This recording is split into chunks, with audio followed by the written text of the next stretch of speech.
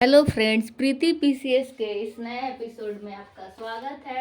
आज का टॉपिक है हमारा साइंस के कुछ महत्वपूर्ण प्रश्न। तो इस वीडियो में मैंने सिर्फ 5 क्वेश्चंस लिया है और ये जो 5 क्वेश्चंस है इम्पोर्टेंट है। आप इस वीडियो को देखिए और कमेंट कीजिए कि क्या इस साइंस वाले सीरीज को कंटिन्यू रखा जाए या नहीं। तो चलिए क्वेश्चंस देखते हैं, वीडियो को स्किप मत कीजिएगा। पहला क्वेश्चन है, निम्न में से कौन सा या से संचरणीय रोग है। ये एनसीईआरटी के सारे क्वेश्चंस हैं। पहला है मलेरिया, हेपेटाइटिस, क्षय रोग, कैंसर।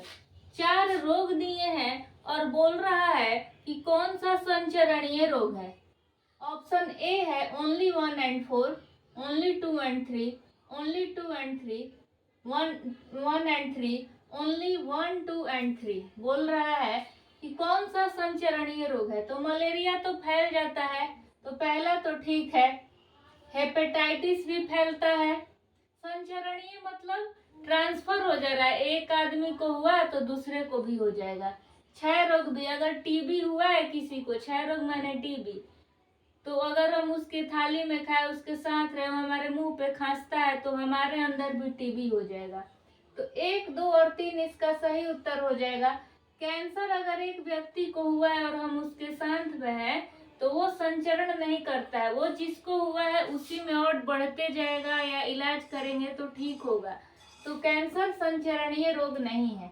तो ऑप्शन क्या हो जाएगा, only 1, 2 and 3। Okay, next question है हमारा, निम्न बीमारियों में से कौन सी टैटू बनवाने के द्वारा एक व्यक्ति से दूसरे व्यक्ति में संचारित हो जाती है। यानी हम टैटू बनवाते हैं, सपोज कि टैटू वाला मशीन है, ऐसे सुई और टैटू बना रहा है, मेरे को बनाया, तो अब मशीन दूसरे आदमी के लिए थोड़ी नया खरीदेगा। इंजेक्शन थोड़ी है कि एक बार दे दिए तो फिर दोबारा इंजेक्शन लगेगा।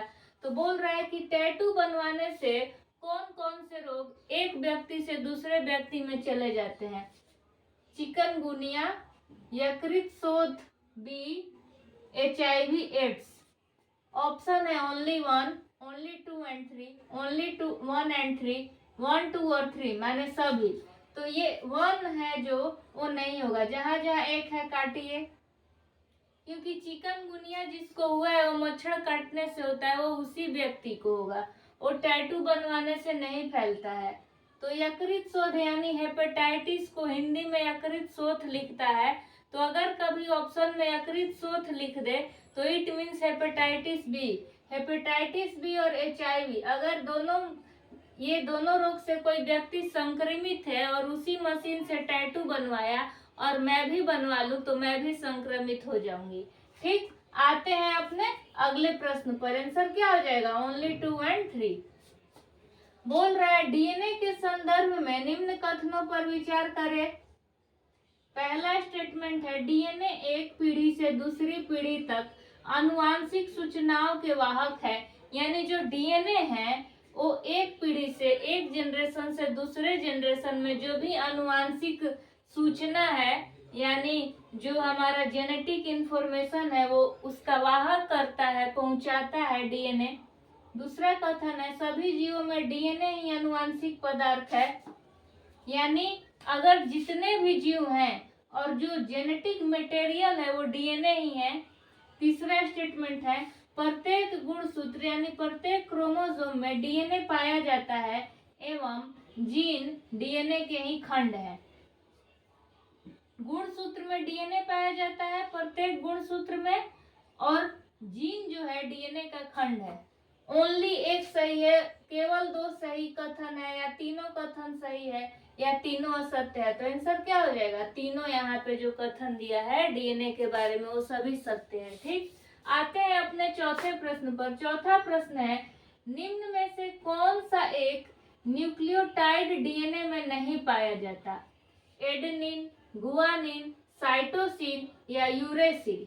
तो यूरेसिल जो है न्यूक्लियोटाइड DNA में एडेनिन, गुआनिन, साइटोसिन पाया जाता है, लेकिन यूरेसिल नहीं पाया जाता, ये RNA में पाया जाता है। ठीक है, पांचवा क्वेश्चन है, निम्न में से कौन से रासायनिक परिवर्तन का उदाहरण है। बहुत सारा ऐसा चीज है जो हमें कॉन्सेप्ट के द्वारा ही साइंस अच्छे से समझ में आता है। जैसे सेल एक बार पढ़ ले पिक्चर के थ्रू तो समझ आ जाएगा, लेकिन कुछ चीजें ना डिस्कशन के द्वारा, प्रैक्टिस सेट लगा के, ऐसे भी करके याद हो जाता है, चाहे वो साइंस का क्वेश्चन हो या सोशल स्टडी का क्वेश्चन है। पांचवा क्वेश्चन है, निम्न में से कौन सा रासायनिक परिवर्तन का उदाहरण है, यानी केमिकल चेंजेज हो रहा है। सोडियम क्लोराइड का क्रिस्टलन होना, बर्फ का गलना, दूध का आस्कंदन होना। आंसर बोल रहा है ऑप्शन ओनली 1 एंड 2, ओनली 3, 1, 2 और 3, कोई नहीं। तो सबसे पहले तो बर्फ का गलना, जहां 2 है उसको काटिए, बचा क्या, ओनली 3 और कोई नहीं। 2 किस लिए, क्योंकि बर्फ गल गया, तो अगर बर्फ गल रहा है तो दोबारा ठंडा होगा तो दोबारा से बर्फ बन जाएगा। रासायनिक परिवर्तन में क्या होता है कि अगर दूध का आस्कंदन यानी दूध से दही बन गया तो दही दोबारा दूध नहीं बन गया था, अस्थायी परिवर्तन हो गया। लेकिन भौतिक में क्या होता है कि अगर बर्फ गल गया तो पानी बना, तो वो पानी दोबारा बर्फ बन जाएगा। तो ये फिजिकल चेंजिंग है।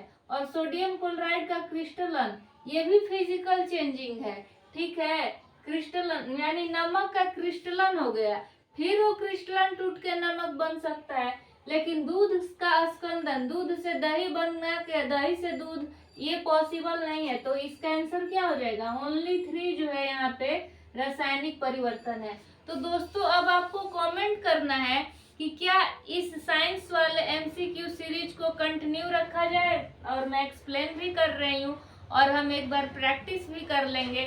तो अगर आप बोलिएगा तो मैं साइंस के क्वेश्चंस लाऊंगी, और ये साइंस के क्वेश्चन हमारा भी है बीपीएससी, यूपीएससी, जेपीएससी, यूपीपीएससी और बिहार दरोगा, सभी एग्जाम में बराबर भूमिका निभाएगा। तो वीडियो कैसा लगा प्लीज कमेंट करके बताइए। क्या इसको कंटिन्यू रखूं ये भी बताइएगा, और ध्यान रखिएगा सारे प्रश्न एनसीईआरटी के पुराने और नए दोनों बुक से लिए गए हैं। तो thank you so much guys for watching this video.